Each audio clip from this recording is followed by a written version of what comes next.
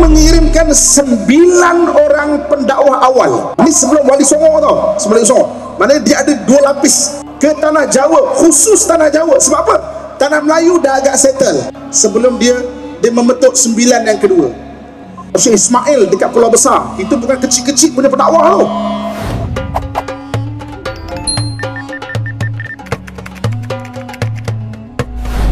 Innal hamdalillah nahmaduhu wa nasta'inuhu wa nastahdi wa nastaghfiruh wa natubu ilaih wa na'udzu billahi min shururi anfusina wa min sayyiati a'malina may yahdihillahu fala mudilla lahu wa may yudlilhu falan tajida lahu waliyyan mursyida.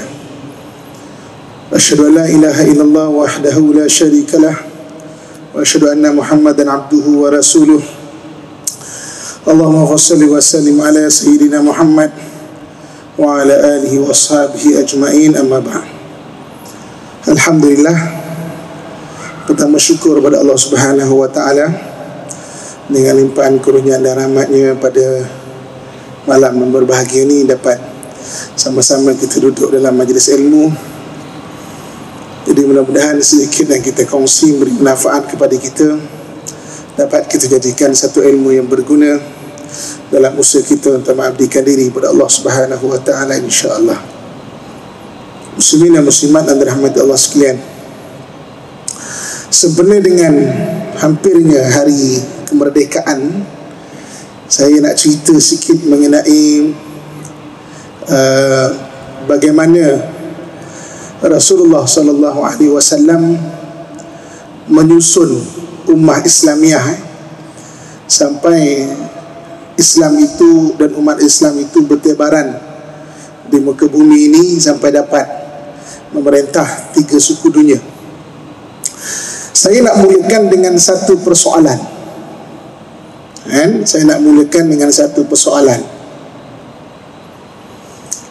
Kenapakah Sayyidina Abu Bakar, Sayyidina Umar, Sayyidina Utsman dan Sayyidina Ali, orang yang awal masuk Islam, dipanggil as-sabiqun al-awwalun, orang yang awal masuk Islam, tetapi tidak banyak meriwayatkan hadis? Padahal dia adalah orang yang awal masuk Islam. Jarang kita dengar hadis yang diriwayatkan oleh Sayyidina Abu Bakar, Sayyidina Umar, Sayyidina Utsman, Sayyidina Ali. Kita sering dengar Sayyidina Abu Hurairah radhiyallahu anhu, sedangkan Abu Hurairah Islamnya di Madinah. Tapi kenapa dia pula yang paling banyak antara yang meriwayatkan hadis-hadis Nabi sallallahu alaihi wasallam? Ini satu persoalan yang saya nak lontarkan sebagai permulaan kuliah kita. Tuan-tuan sekalian, jadi soalan ni kita akan sama-sama jawab di hujung kuliah ni nanti. Nabi SAW diutuskan kepada kita ni lahirnya pada tahun 570 Masihi. Ni daripada sudut Masihi dia, 570 Masihi. Waktu itu apa yang ada di dunia ini? Di dunia ini ada 2 kerajaan besar di Timur Tengah sana, iaitu Rom dan juga Parsi. Dua-dua ni saling bermusuhan dan saling berperang, Rom dan Parsi. Sebab itu dalam surah Rum, Allah Subhanahu wa ta'ala menyebut kisah peperangan mereka. Alif Lam Mim, ghulibatir Rum fi adnal ard wa hum min ba'di ghalabihim sayaghlibun. Alif Lam Mim, Rom telah dikalahkan oleh Parsi. Di mana tempat dikalahkan itu Allah sebut fi adnal ard, tempat paling rendah di muka bumi. Tempat sekarang ni dekat sekitar Jericho. Jericho sekarang ada di Palestin. Jadi maknanya Rom telah dikalahkan fi adnal ard, dan nanti Rom akan dapat kalahkan balik Parsi nanti. Jadi kalau kita baca surah Rum ni, menariknya ada beberapa mukjizat yang kita akan rasa sangat kagum. Pertamanya, akhir beberapa tahun kemudian setelah Rom dikalahkan oleh Parsi, Rom dapat mengalahkan Parsi balik. Dan yang keduanya, Allah sebut peperangan itu berlaku fi adnal ard, di tempat paling rendah di muka bumi. Kurun ke-19, saintis kaji mana tempat yang paling rendah di muka bumi. Di Jericho, tuan-tuan sekalian. Kan? Dia punya kawasan tu 420 meter daripada paras laut. Tempat paling rendah di muka bumi, tempat berlaku peperangan tu. Kan? Waktu Nabi diutuskan, mana Nabi tahu tu tempat paling rendah di muka bumi. Sebab waktu tu geologi mungkin belum lagi betul-betul establish ilmu dia. Tapi Quran sebut 1400 tahun dulu, fi adnal ard. Jadi Nabi dilahirkan pada tahun 570 Masihi. Waktu tu ada apa? Kalau dibelah Timur Tengah dan Rom sana, dia ada Rom, dia ada Parsi di dunia ni. Kemudian dia ada dua laluan besar dunia. Dua laluan besar dunia ni, satu Silk Road, laluan sutra, satu lagi Spice Road, laluan rempah. Laluan sutra ni mana? Daripada Xi'an. Xi'an dulu tu adalah ibu kota China sebelum dipindahkan ke Beijing. Daripada Xi'an pergi melalui Afghanistan, pergi melalui Samarkand, Bukhara, Khiva, pecah pada dua, Rom dan juga Parsi. Dan laluan rempah ni mana? Laluan rempah ni bermula daripada sekarang ni Guangzhou melalui kawasan kita ni. Kalau dulu pedagang-pedagang tak mau turun ke tanah paling selatan di dunia ni, Johor, negeri paling selatan di dunia, dipanggil dalam peta lama Ujung Medini. Kalau tuan buka kurun ke-17 punya peta, Johor tu nama dia Ujung Medini. Kalau dia orang tak nak turun ke Johor tu melalui Selat Melaka, dia orang akan berhenti di Segenting Kera. Segenting Kera tu Patani sekarang. Jadi kapal-kapal tu berlabuh di Segenting Kera, turunkan barang, tarik pakai gajah seberang sana, tukar kapal, pergi belayar seterusnya ke lautan Hindi, pergi ke Goa, pergi ke Rom dan juga Parsi. Laluan rempah. Sutra sangat penting waktu tu. Orang ada sutra ni boleh dijual, boleh jadi kaya, boleh upah askar upahan. Rempah juga benda penting. Pertama, rempah ni untuk makanan. Bukan saja melazatkan makanan, tapi juga untuk kesihatan. Kemudian rempah ni untuk awet makanan. Jadi kan diorang kan berperang, jadi untuk mengekalkan makanan ni biar lama, dibubuh beberapa rempah. Yang ketiga, rempah ni kalau tentera luka nak berhentikan darah tu dengan rempah. Ataupun mungkin panglima mereka meninggal dalam peperangan, sultan ke apa, untuk mayat tu tidak cepat reput. Jadi rempah penting. Jadi di dunia ni dia ada dua kerajaan besar, Rom dan juga Parsi, dan dua laluan besar, iaitu Silk Road dan Spice Road, laluan rempah dan laluan sutra. Jadi kita ni adalah orang-orang yang berada di laluan sutra, laluan rempah. Jadi mana dekat laluan rempah ni, dia ada juga kerajaan-kerajaan dia. Kerajaan Cina ada, belah kita ni mana banyak juga kerajaan Melayu, kerajaan Jawa, kemudian di India ada kerajaan dia. Itu laluan rempah. Laluan sutra ada kerajaan dia. Dia ada kerajaan Cina, ada dekat Afghanistan, dekat Bukhara ada kerajaan dia, ada kerajaan yang lain selain daripada Rom dan juga Parsi.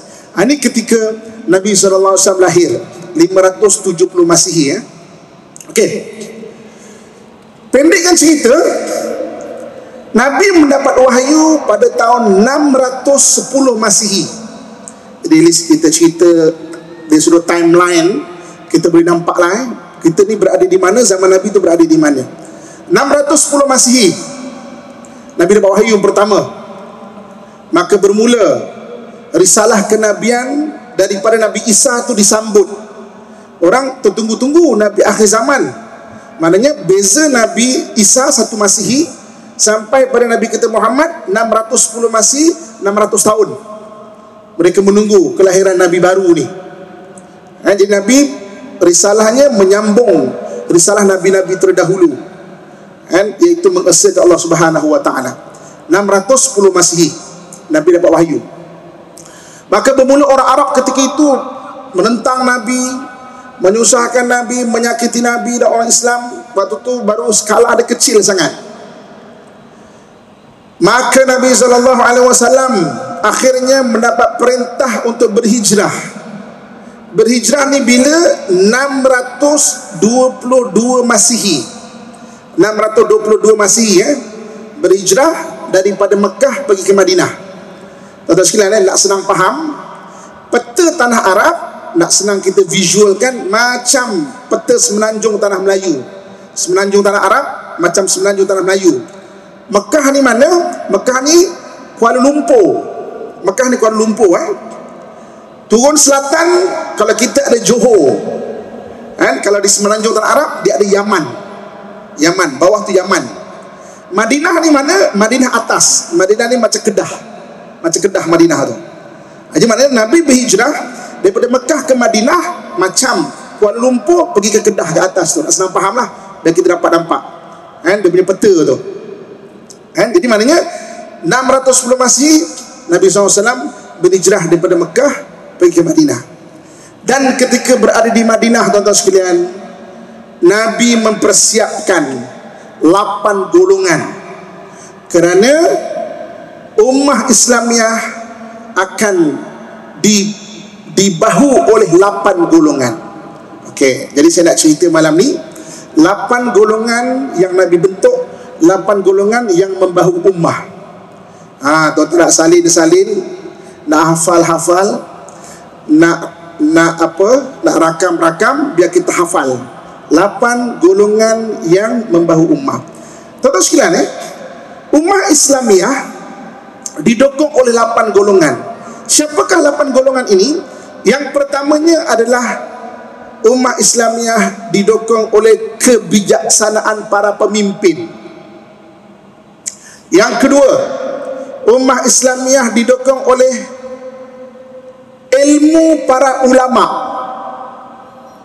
Yang ketiga, ummah Islamiah didokong oleh peluh para amilin. Amilin ni pekerja yang bangunkan kesenian Islam, yang bangunkan pendidikan Islam, mana bidang-bidang fardu kifayah. Yang keempat, ummah Islamiah didokong oleh darah para syuhada. Yang kelima, ummah Islamiah didokong oleh doa para solihin. Yang keenam, ummah Islamiah didokong oleh kehebatan para da'i. Da'i ini pendakwah.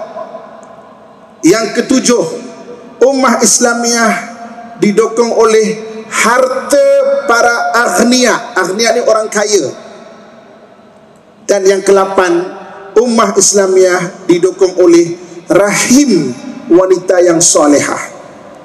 Jadi ummah Islamiah ni didokong oleh 8 golongan. Jadi waktu Nabi SAW berhijrah dari Mekah ke Madinah, Nabi sediakan 8 golongan ini yang sebagai membahu ummah. Mari kita syarahkan. Tuan-tuan sekalian, balik pada soalan saya ketika mula-mula awal kuliah tadi.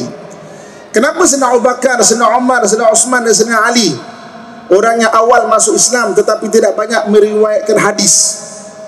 Kerana tuan-tuan sekalian, Nabi gilap keempat-empat ni untuk menjadi golongan pertama, iaitu kebijaksanaan para pemimpin. Golongan kedua, ilmu para ulama. Kita boleh tengok kan? Nama sahabat kecil Abdullah bin Umar, Abdullah bin Mas'ud, Abdullah bin Abbas digilap oleh Nabi SAW untuk menjadi ilmu para ulama. Abu Hurairah digilap untuk menjadi ilmu para ulama. Sebab itu anak Sayyidina Umar, Abdullah bin Umar, ketika umurnya 16 tahun nak ikut perang, Nabi tak bagi. Nangis dia, kan? Pujuk bapak dia Sayyidina Umar. Sayyidina Umar pujuk Rasulullah SAW, bolehlah, anak aku tu dah besar, boleh tak ikut perang? Dan akhirnya berkata, okeylah, bolehlah, tapi dengan satu syarat. Apa syaratnya? Nuh, duduk belakang dengan orang perempuan, terawat orang yang luka. Kenapa tuan-tuan sekalian? Sebab Abdullah bin Umar, Nabi gilap dia menjadi ulama, kan? Nabi gilap dia untuk menjadi ulama. Golongan ketiga, penuh para amilin. Amilin yang tuan-tuan sekalian, orang yang membangunkan fardu kifayah, kesenian Islam, kan? Orang membangunkan pendidikan Islam. Ada satu orang sahabat namanya Sayyidina Hasan bin Sabit. Hasan bin Sabit ni tugas dia mengajar anak-anak orang Islam membaca dan menulis. Ketika selepas zaman Rasulullah, anak-anak sahabat ni ada yang tak faham, ada yang kecil hati. Dia kata apa? Ayah kami syahid di Rom, ayah kami syahid di Parsi. Pak Cik Hasan ni apalah kerjaannya, si persyair dekat Madinah ni, kan? Sahabat-sahabat yang lain dengar, panggil. Dia kata jangan kecil hati. Hasan bin Sabit memang Nabi tugaskan, bangunkan untuk membaca dan menulis bagi anak-anak orang Islam. Dia golongan ketiga, dia perlu para amilin. Golongan keempat, darah para syuhada.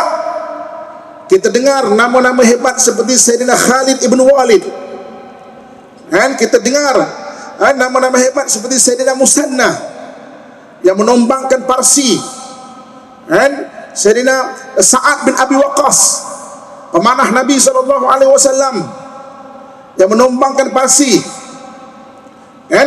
Itu maknanya golongan keempat. Golongan kelima, doa para salihin. Doa para salihin, tuan-tuan sekalian, kalau berada di Madinah, ada satu grup dipanggil ahli sufah. Ahli sufah ni nak perang pun badan kurus, tak larat. Kerja dia memang beribadah dalam masjid Nabawi. Doa itu penting untuk orang Islam dalam perjuangan. Dipanggil golongan ahli sufah. Golongan keenam adalah kehebatan para da'i di pendakwah. Tuan-tuan sekalian, yang mengislamkan dua laluan besar dunia, Silk Road dan Spice Road, kan? Di Silk Road dipimpin oleh Sayyidina Qis dan Sayyidina Qas, makamnya berada di Yugur.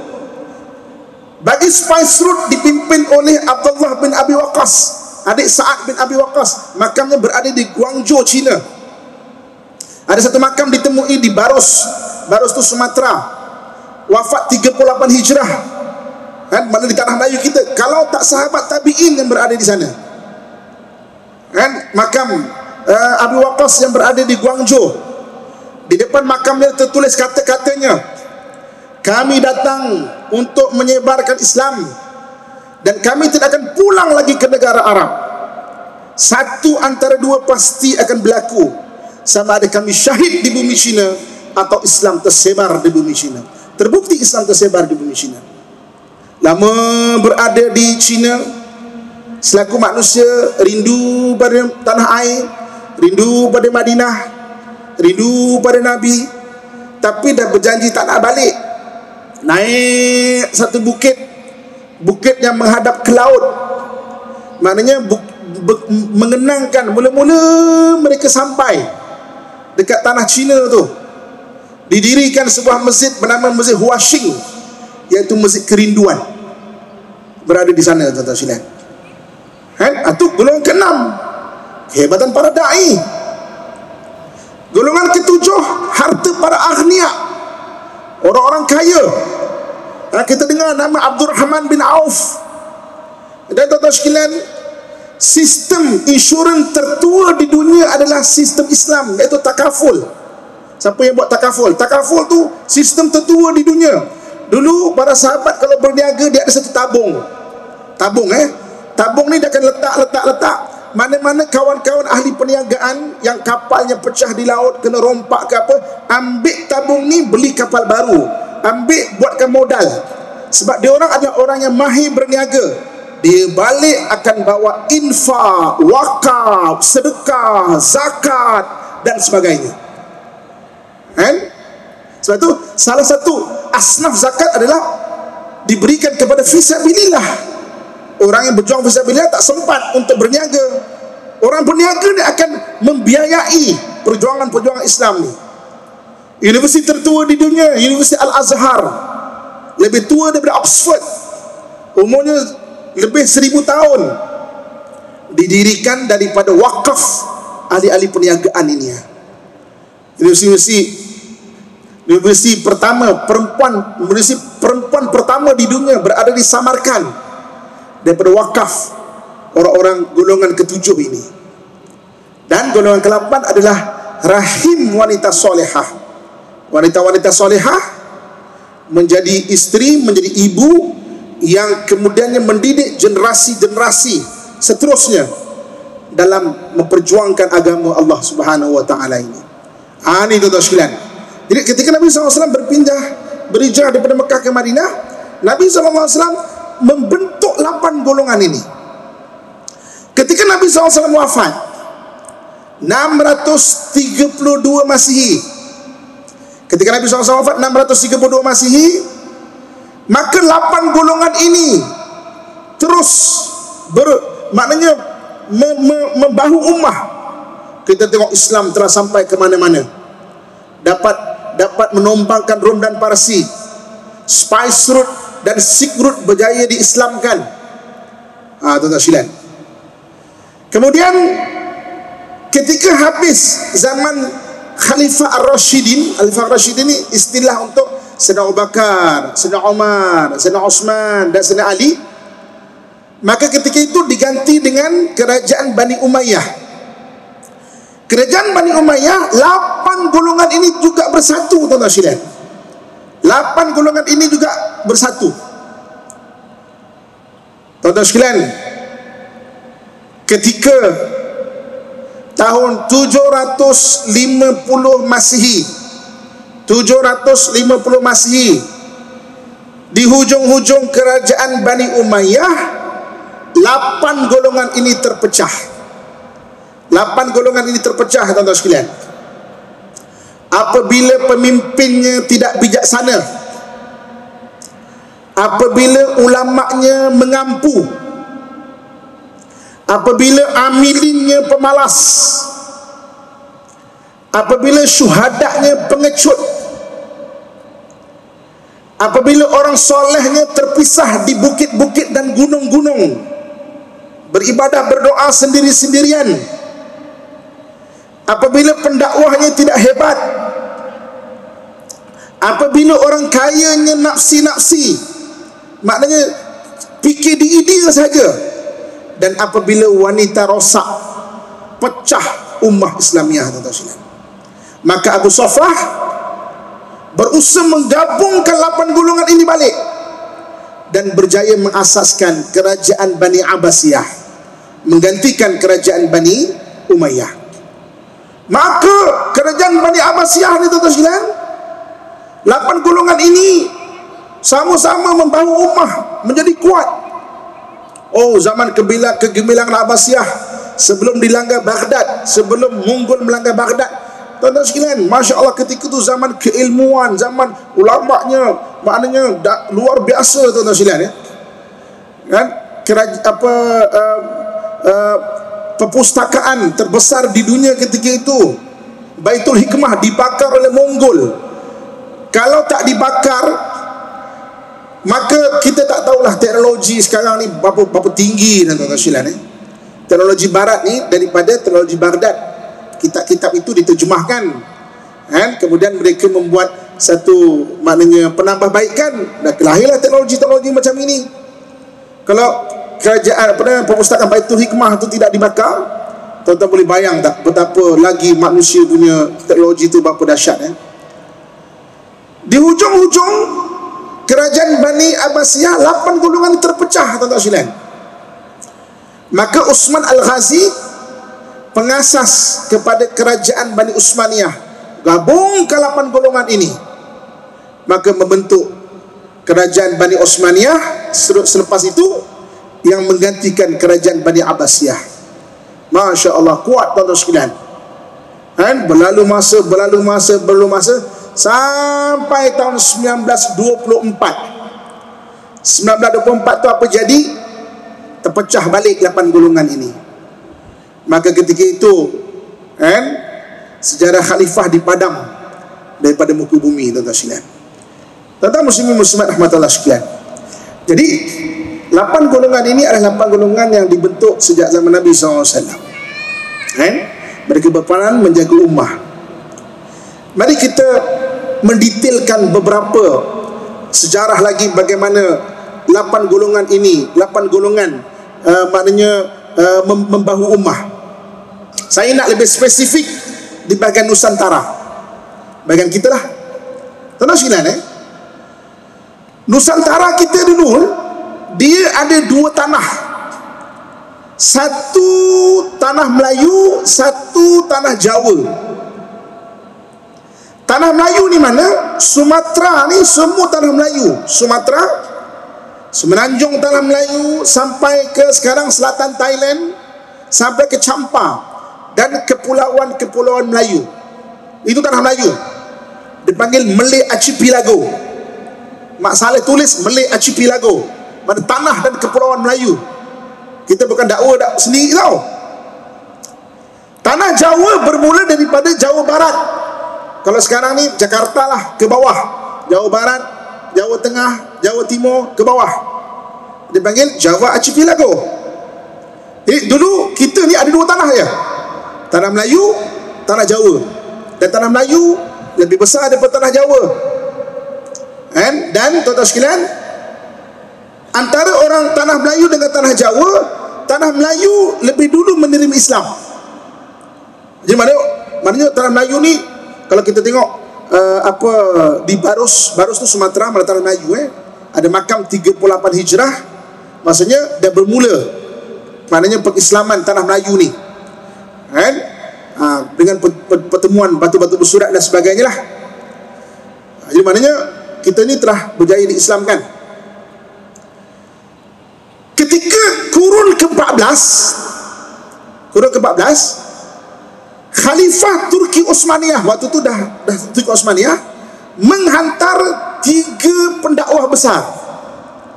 Yang pertamanya adalah Maulana Malik Ibrahim. Yang keduanya adalah Maulana Ishaq. Dan yang ketiganya Maulana Muhammad Maghribi. 3 ni Turki Osmaniyah hantar ke bahagian Nusantara kita ni. Dia pergi ke Sumatera, pergi sampai ke Champa, kemudian pergi ke tanah Jawa, balik buat satu report. Reportnya apa? Tanah Melayu agak dah settle. Maknanya 8 golongan telah mula ada, ulama telah ada, pendakwa-pendakwa telah ada. Yang belum ada adalah tanah Jawa. Maka atas arahan Khalifah Osmaniyah, lebih detail lagi, Sultan Murad ni ayah Sultan Muhammad Al-Fatih. Ayah Sultan Muhammad Al-Fatih, dia mengirimkan 9 orang pendakwah awal. 9 orang pendakwah awal 9 orang pendakwah awal ke tanah Jawa, khusus tanah Jawa. Sebab apa? Tanah Melayu dah agak settle, pendakwah dah ada. Kita boleh jumpa makam Syekh Ismail dekat Pulau Besar. Itu bukan kecil-kecil punya pendakwah tu. Itu bukan kecil-kecil punya pendakwah tu, Pulau Besar tu.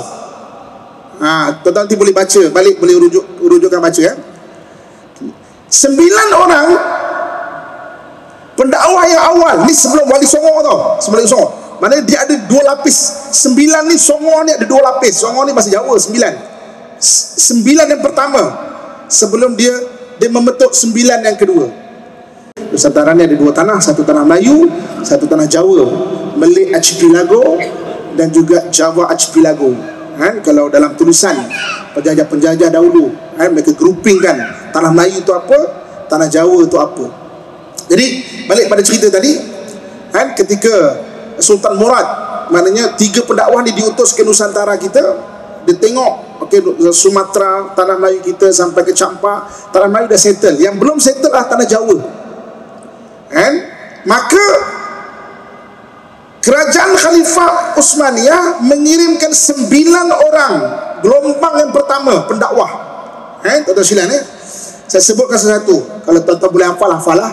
Kalau tak boleh, dengar nanti kita boleh rujukkan. Okey. Dikirimkan Maulana Malik Ibrahim, kemudian Maulana Ishaq, Maulana Malik Israel, Maulana Muhammad, Maulana Ahmad, Maulana Ali, Maulana Aliuddin, Maulana Hasanuddin dan Syekh Syubakir. 9 orang yang pertama. Antara 9 ini, Syekh Syubakir dia ada diary dia. Diary dia itu diterjemahkan, ada bab buku. Dia kata, kawan-kawan kami syahid di Timur Tengah sana dengan pedang. Kami di sini syahid dengan sihir. Maka kawasan kita ni kuat sihir, tuan-tuan silang dekat sana tu syahidnya dengan pedang, dengan sini sihir. Tuan-tuan sekalian, orang Melayu kita ni dia tak perlukan pedang besar-besar macam Arab. Arab perlukan pedang besar-besar sebab nak tetak orang, mati, putus kepala. Orang Melayu kita keris sikit aja, sak. Dia ada racun dia. Ada kaedah buat racun. Itu belum sihir-sihir dan sebagainya. Rosli Dobi yang tikam, resident British dekat dekat Sarawak. Badik kecil je, sikit je tikam, meninggal. Kita tak perlu pedang besar-besar. Itu Nusantara. Kita tak perlu besar-besar. Nusantara kita ni lain. Syekh Syubakir kata, kami pendakwah di sini syahid dengan sihir. Lepas tu tuan balik nanti baca sejarah Syekh Syubakir, macam mana dia melawan jin-jin, dia melawan sihir-sihir. Ada catatan dia. 9 orang wali awal ni yang diutuskan, tugas dia adalah untuk sampai bersihkan dulu. Kemudian selesai, baru diutus gelombang kedua. Itu yang kita kenal sebagai Wali Songo.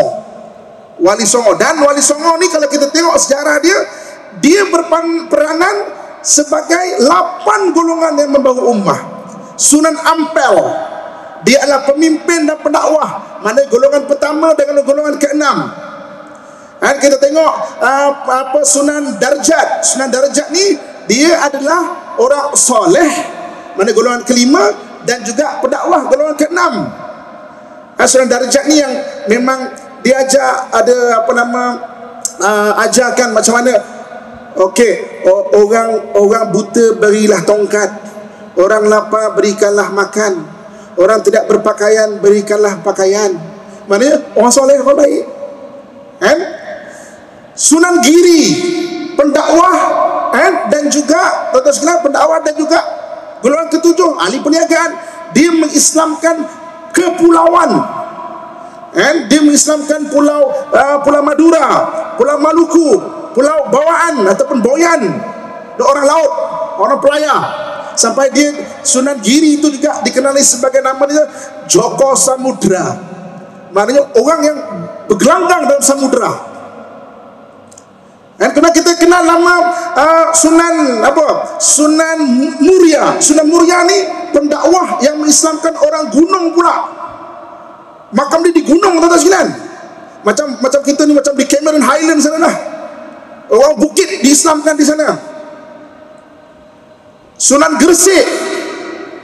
Kemudian kita ada Sunan Kalijaga, pendakwah yang mengislamkan dengan pendakwah ke-6 dan juga orang ke-5, ke-3, iaitu penuh para amilin.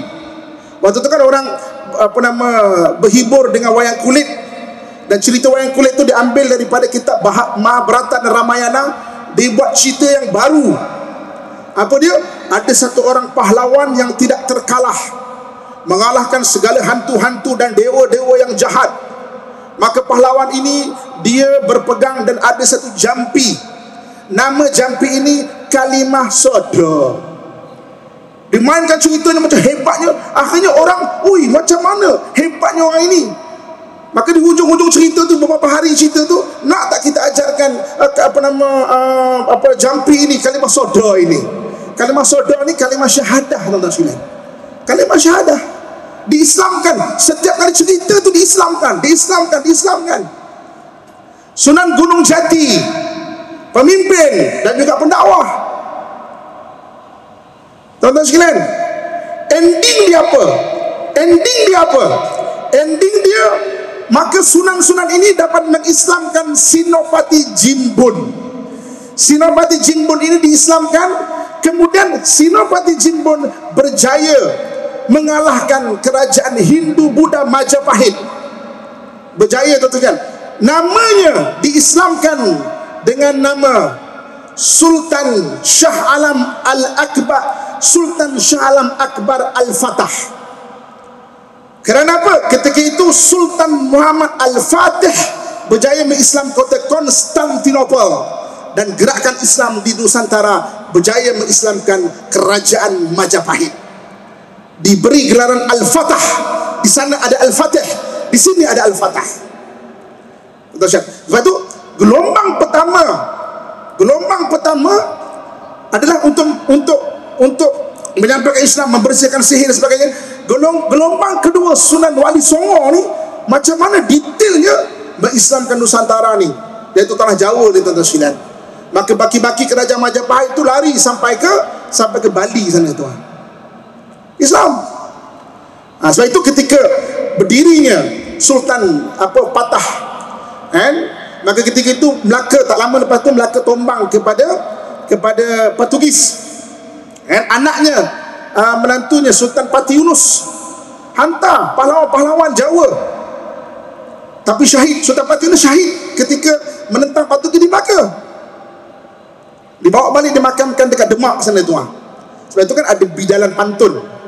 Jika roboh kota Melaka, papan di Jawa kami sorongkan.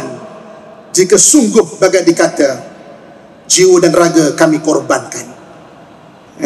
Tengok macam mana kerajaan Nusantara ini, juga daripada 8 golongan ini. Jadi tentang muslimin muslimat rahmatullah sekalian. Jadi hari ini kalau kita bicara mengenai macam mana kita nak menguatkan umat Islam di bahagian Nusantara kita ini, kita memang kena cari 8 golongan ini, tuan-tuan sekalian. Dan 8 golongan ini siapa?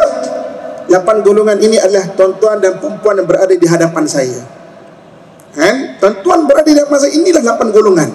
Ikhlaskan niat, sumbangkan sesuatu untuk agama kita, untuk umat Islam di Nusantara kita ini. Sumbangkan apa tuan-tuan. Mungkin seorang antara kita memegang 2-3 peranan. Mungkin depan saya ini ada pemimpin, dan waktu yang sama mungkin ahli perniagaan, infak. Mungkin depan saya ada ahli perniagaan, berniaga betul-betul, kemudian infak betul-betul. Mungkin antara kita ni ada para ustaz, para ustazah, berdakwah betul-betul. Mungkin antara depan saya ni memang orang-orang yang memang duduk di masjid, memang sukanya, minatnya bacakan, berzikir, doakan untuk umat. Antara kita mungkin ada yang berkecimpung dalam fardu kifayah, orang undang-undang, orang ekonomi, orang kesenian. Buat betul-betul bidang, tuan-tuan sekalian. Ikhlaskan niat. Nanti sikit sama sikit kita akan membahu ummah ini. Dan akhirnya kita akan lihat bagaimana Islam itu dia akan kuat. Kerana Islam didokong oleh 8 golongan ini, tuan-tuan sekalian. Muslimin dan muslimat rahmatullah sekalian. Sebagai penutup dia, saya suka kalau kita dalam dunia ni ada satu ilmu dipanggil ilmu logos, ilmu logo, ilmu menginterpretasikan atau mentafsirkan logos. Logo ni dibuat, dia bukan maknanya saja-saja, dia ada makna dia. Dari dulu lagi, tuan-tuan sekalian, logo agama-agama penting dia ada makna dia. Dalam konteks Islam, kalau kita nak buat dekorasi, umumnya kita akan menggunakan sama ada flora ataupun geometri. Kalau tuan-tuan tengok di masjid kita ni, ni flora kan, bunga-bungaan. Dan bunga-bungaan ni dia menarik tau. Dia melambangkan daripada mana. Kan? Sebab kalau kita tengok jumpa Quran lama, kita tengok dekorasi Quran lama, kita tahu ni Quran daripada mana. Samarkand ke, daripada tanah Melayu ke, tanah Jawa ke. Sebab bunga-bunga tu bunga-bunga yang tempatan. Kan? Geometri tuan-tuan boleh tengok. Kan? Macam contoh di tiang. Kan? Geometri. Okey, saya nak fokus sikit sebagai penutup ni. Kalau di Nusantara ni, masjid-masjid kita akan tengok dia menggunakan bintang 5. Bintang 5 itu adalah lambang kepada rukun Islam. Kalau belah-belah India, Pakistan, masjid-masjid dia banyak menggunakan bintang 6. Bintang 6 ni adalah lambang rukun iman. Masjid Al-Aqsa bintang 6. Orang Yahudi kata bintang 6 tu Star of David, bintang dia. Tapi tak, dia baru guna 100 tahun lebih. Masjid Al-Aqsa dah 1000 tahun dah ada bintang 6 tu. Tuan-tuan sekalian, bintang 8, mana biasa kita jumpa bintang 8? Bintang 8 mana biasa kita jumpa? Di mana? Tuan-tuan sekalian, bintang 8 umumnya kita akan jumpa di pusat-pusat pendidikan atau universiti-universiti Islam. Universiti Al-Azhar lambang bintang 8, Jordan, Maghribi, Yaman. Di Malaysia sendiri Akademik Pengajian Islam Universiti Malaya 8. Kenapa tuan-tuan sekalian? Sebab universiti adalah pusat melahirkan 8 golongan ini. Sama ada yang moden ni sedar ataupun tak lah. Tapi kalau dulu, universiti tempat melahirkan 8 golongan yang membahu ummah. Sebab tu tuan-tuan sekalian, bila kita bicara mengenai umat Islam, 8 golongan ni kena berperanan. Dalam 8 golongan ini sebab kita semua. So berperananlah dan menyumbanglah sesuai dengan apa yang Allah kurniakan dan Allah amanahkan kepada kita, kelebihan dan sebagainya. Sekian saja. Dan lebih kita menjadi orang yang baik, soleh dan solehah, dan terus kita menjadi orang yang maknanya sayangkan negara kita, agama kita, bangsa-bangsa Muslim, dan juga menganjurkan kebaikan-kebaikan dan ketika kita masih hidup di dunia ini, insya-Allah. Aqulu qawli ma sami'tu wastaghfirullah li wa lakum wa lisairil muslimin fa ya fawzal mustaghfirin wa ya najatat taibin. Assalamualaikum warahmatullahi wabarakatuh. A'udzu billahi minasyaitonir rajim. Bismillahirrahmanirrahim. Alhamdulillahirabbil alamin wassalatu wassalamu ala asyrafil anbiya'i wal mursalin wa ala alihi wa sahbihi ajmain. Ya Allah, ya Tuhan kami, kurniakan kepada kami ilmu yang bermanfaat ya Allah, dan berikanlah manfaat kepada ilmu yang kami pelajari ya Allah. Ya Allah, ya Tuhan kami, ampunkan segala dosa dan kesalahan kami ya Allah. Guru-guru kami ya Allah, ibu dan ayah kami ya Allah, dan orang yang punya hak ke atas kami, dan kepada seluruh muslimin dan muslimat, mukminin dan mukminat, sama ada yang masih hidup ataupun yang telah tiada ya Allah. Allahumma rabbana atina fid dunya hasanatan wa fil akhirati hasanatan wa qina adzabannar. Sallallahu ala sayyidina maulana Muhammadin wa ala alihi wa sahbihi ajma'in. Subhana rabbika rabbil izzati amma yasifun wa salamun ala al-mursalin walhamdulillahi rabbil alamin. Taqabbalallahu minkum minna wa minkum taqabbal ya karim. Alhamdulillah.